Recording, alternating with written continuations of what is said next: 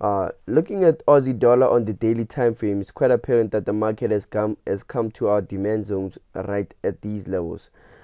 By demand zones, I mean support levels where the market has responded quite significantly in the market in the past actually. Now, if you're cautious about these rectangles that I've drawn on this chart, these levels represent my DSR levels, which means my dynamic set support and resistant levels in the market. Now, as you can see, the market came to our demand levels and excused up, um, began a reversal on this particular pair.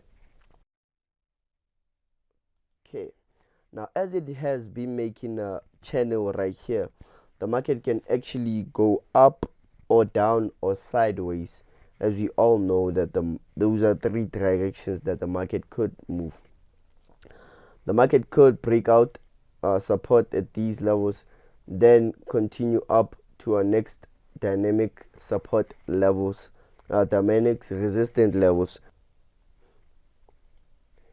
and of course the market could break out, resist, make a complex pullback, then continue to these levels that are significant for me in the market to hold at these levels right here. So if it does actually hold and if the market does come to these levels, I'll be looking for putting my stops uh, right at these levels.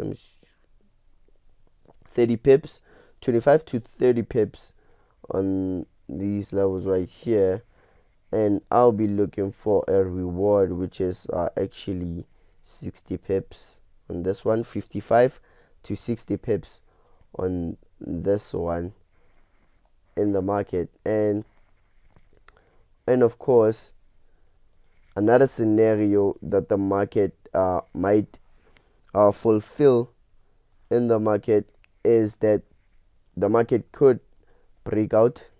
Let me change, excuse me guys, is that the market could break out, come and support at these levels, and then continue off to my levels of resistance or my DSR levels right here. So if the market does break these levels of resistance, I'll be looking for a pullback trade. Of course, I'll be scoring these levels. Then I'll be looking for a pullback trade back at these resistant levels right here. Let me change the color. I'll be looking for another buying opportunity right here in the market so I can catch another 58 another 58 to 60 pips worth of reward on this particular pair or in this particular move right here.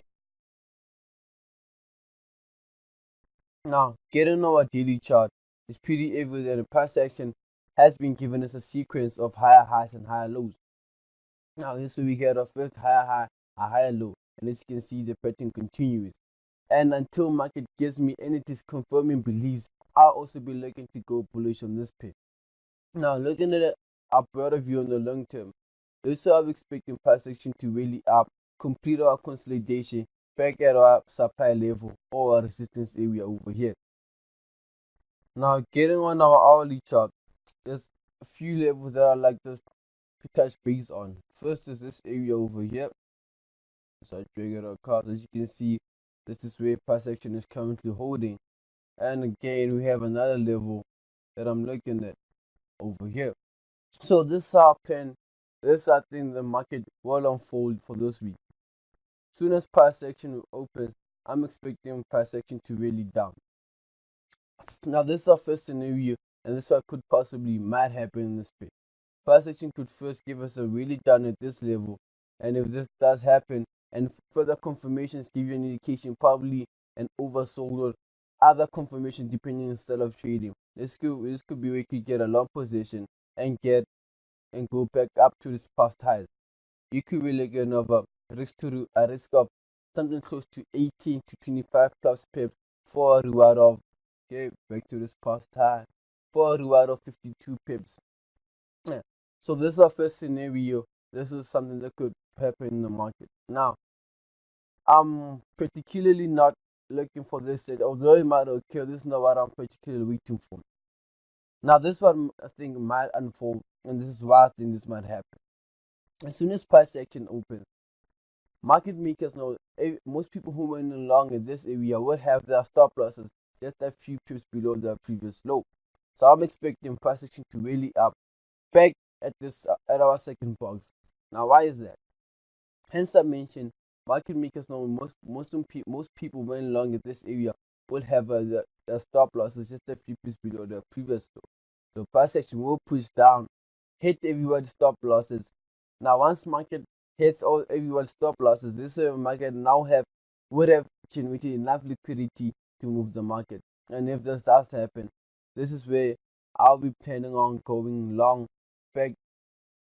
Now, as you can see, the second trade offers a better risk to reward, as we could be looking at a risk of something close to 16 to 20 pips, depending on your style of trading. Hence, I mentioned, and we'll be looking at a reward of 76 pips. Now, the last scenario, and this is the worst case scenario. I like to call this one the worst case scenario. If price action does come to this level and break this level over here, and if this does happen, this will I'll be convinced that price action will inevitably be going on a bearish move. And this way, I could be possibly looking for a resistance where pass up tends to a future resistance. And if other further confirmations align, this will be possibly looking to go bearish on this pair.